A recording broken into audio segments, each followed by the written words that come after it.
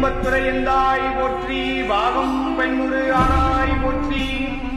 தொண்டை நாட்டின் பாடல் பெற்ற திருத்தலங்களில் மிக தொன்மையான 3500 ஆண்டுகள் பழமையான தல வரலாறும் மாமரமும் கொண்ட தலம். இந்த மரம் 4 வேதங்களை குறிக்கும் வகையில் 4 சுவைகளில் மாங்கனிகளை தருகிறது.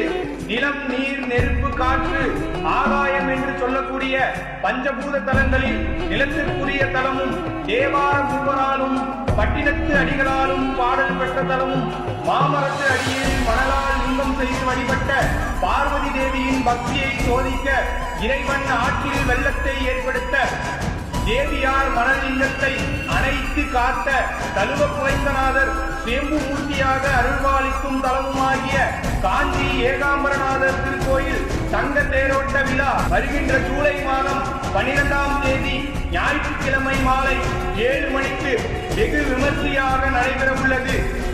இவ்விழாவிற்கு காஞ்சி காமகோடி பீடாதிபதிகளும் மாண்புமிகு அமைச்சர் பெருமக்களும் கலந்து கொள்ள இருக்கிறார்கள். அடியார் பெருமக்களும் பக்த கோடிகளும் மெய்யன்பர்களும் கலந்து கொண்டு கட்சி ஏகம்பனின் திருவருளை பெற வேண்டுமாய் காஞ்சி சிவபூதகணங்கள் சார்பாக கேட்டுக்கொள்கிறோம்.